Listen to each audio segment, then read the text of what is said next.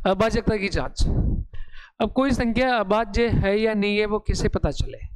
कि जैसे मान लो कि 100 तक तो आपने रट्टा मार लिया, मैंने लिखा भी दिया और आपको याद भी हो जाएगा, लेकिन 100 के बाद कितना याद करोगे? याद करने की भी एक सीमा होती है, एक लिमिट होती है, कब तक रट्टा मारोगे? ठीक, जैसे आपके उठा के पूछ ले कि 231 भाज्य है या अभाज्य है, तो गुरुजी का ही बताओ। छोटी संख्या में तो आपको ये एहसास हो जाता है कि भाई खुद का एक का भाग जा रहा है, इसके अलावा किसी का नहीं जा रहा, लेकिन बड़ी संख्या में कैसे पता चलेगा? मैंने आपको उठा के पूछ लिया कि 1001, आपको भी नहीं पता 1001 भाज्य है या अभाज्य है, लेकिन 1001 भाज्य है। क्यों भाज्य है? इसमें 7 का भाग जाता है, 13 का जाता है, 11 का जाता है, फिर खुद का भी जाता है, 1 का भी जाता है, हाँ या ना? लेकिन ऐसे कितनी संख्या को याद करेंगे? संख्या तो दुनिया में अनंत है, अब अनंत संख्याओं को याद थोड़ी कर सकता है, हाँ या ना? तो फिर क्या करें? तो इसको चेक करने का एक कंसेप्ट है आपका। क्या कंसेप्ट है? कि कोई संख्या अभाज्य है या नहीं है, ये चेक करने के लिए क्या करोगे आप? तो पहले नोट लिखो सारा, पहले सब लिखो, एक साथ नोट लिखो, फिर मैं समझाता हूं। यदि किसी संख्या में, यदि किसी संख्या में 6 का भाग देने पर शेषफल, यदि किसी संख्या में 6 का भाग देने पर शेषफल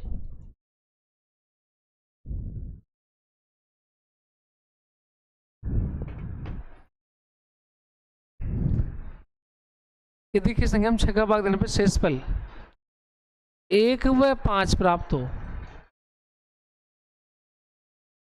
1 व 5 प्राप्त हो, तो वह संख्या अभाज्य संख्या कहलाती है। अदरवाइज वह संख्या भाज्य संख्या होगी।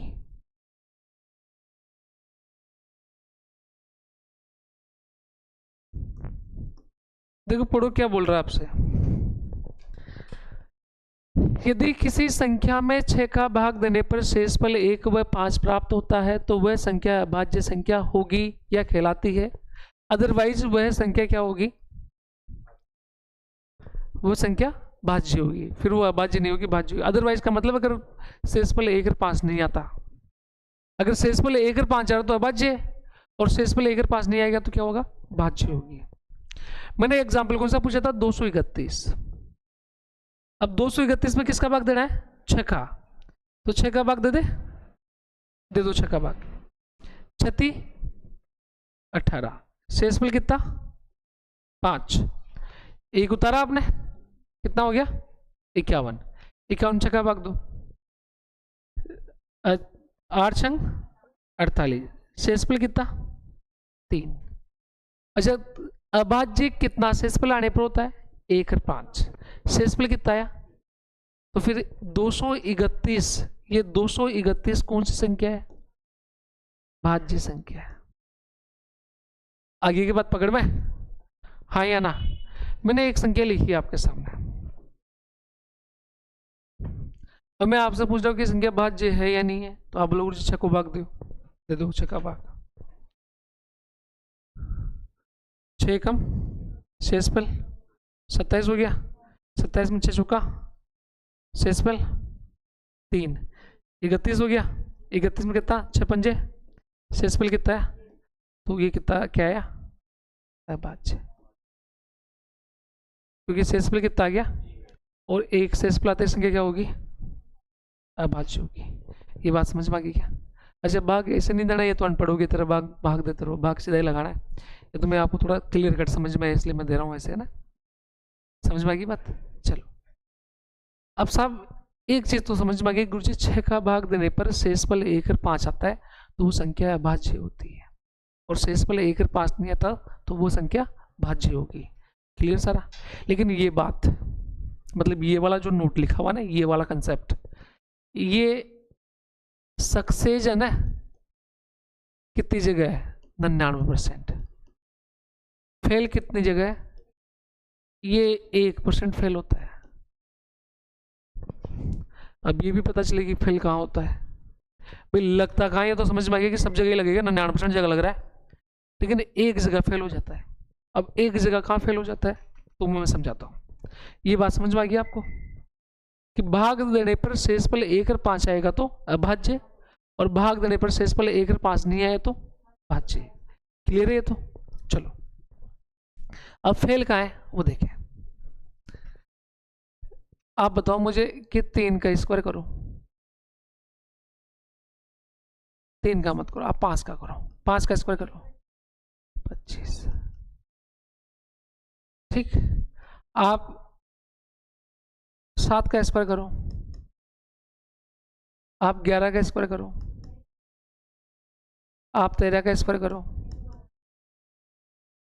आप 17 का स्क्वायर करो, आप 19 का स्क्वायर करो, और भी आगे। अच्छा ये 25 आपका बताओ कि भाज्य है या अभाज्य है? 25 आप खुद बताओ, 25 भाज्य आएगा या अभाज्य आएगा? अरे भाई अभाज्य का मतलब इसमें खुद का एक का भाग जाए, किसी और का नहीं जाए, तो 25 में किसी और का भाग जाता है क्या? किसका जाता है? 5 का। गुरु जी 5 को स्क्वायर से 5 में कट लो, हाँ या ना?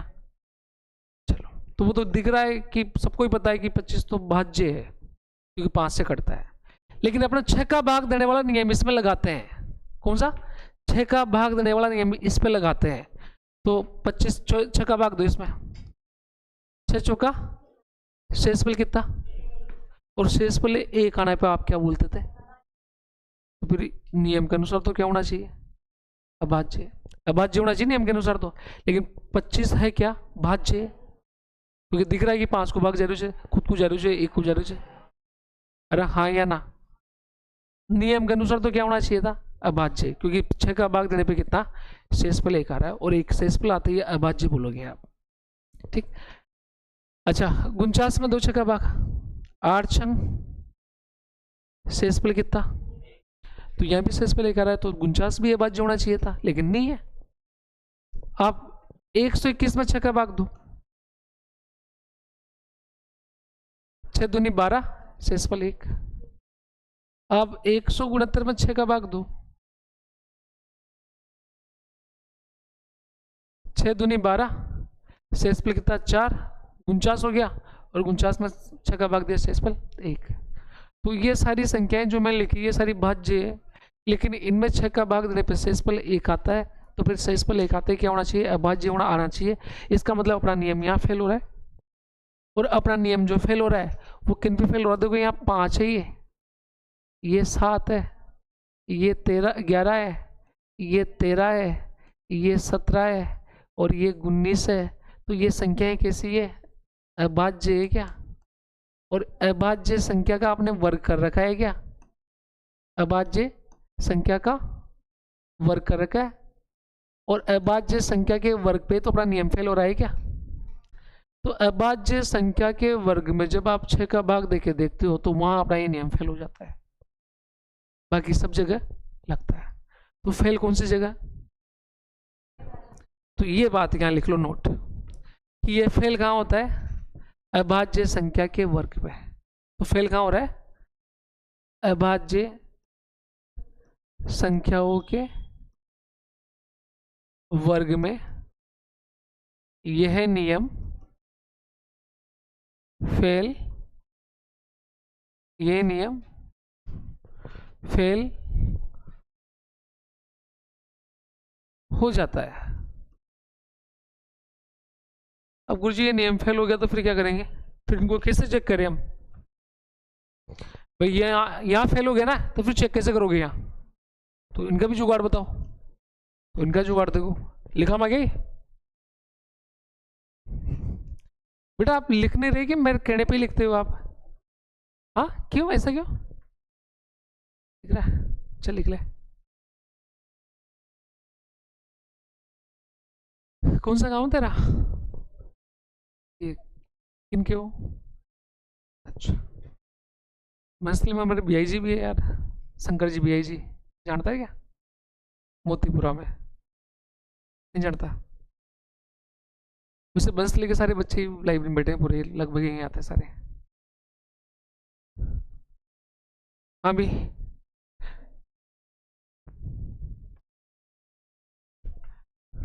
निर्मा अपने ये जो बच्चा बैठा हुआ ना ये कोने पे ये मिनी बस में लटक रही है अपना राजेश की नहीं लगे ने राजेश का क्या नाम है वो सुरेश की नहीं सुरेश को भाई लगे सही मैंने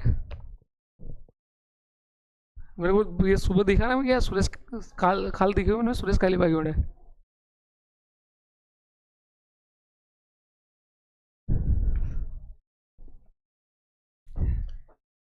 हाँ भाई हो गया चलो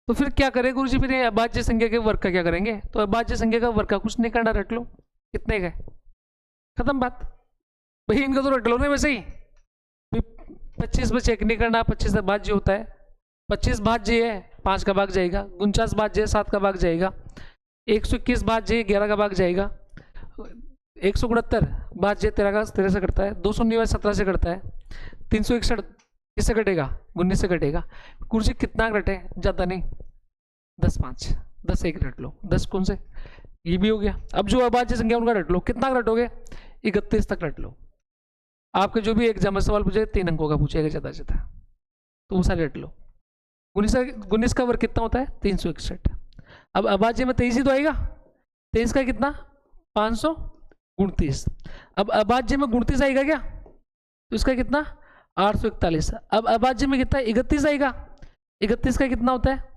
31 का होता है 961 कितना होता है इसके बाद भी देखोगे कौन सा आएगा 37 आएगा क्या और 37 का कितना होता है 13 गुणत्तर खत्म ज़्यादा रट लो ये इनका पूछेगा बस आगे की बात समझ में अब इनका इनमें से कोई दिख जाए तो ये तो वैसे भी भाज्य है तो इन पर तो 6 का भाग लगाना मत लेकिन बाकी जगह 6 का भाग लगा के चेक कर लेना आगे की बात पकड़ में हाँ या ना अच्छा मैं आपसे एक और सवाल पूछूं छोटा ही सवाल पूछ रहा हूं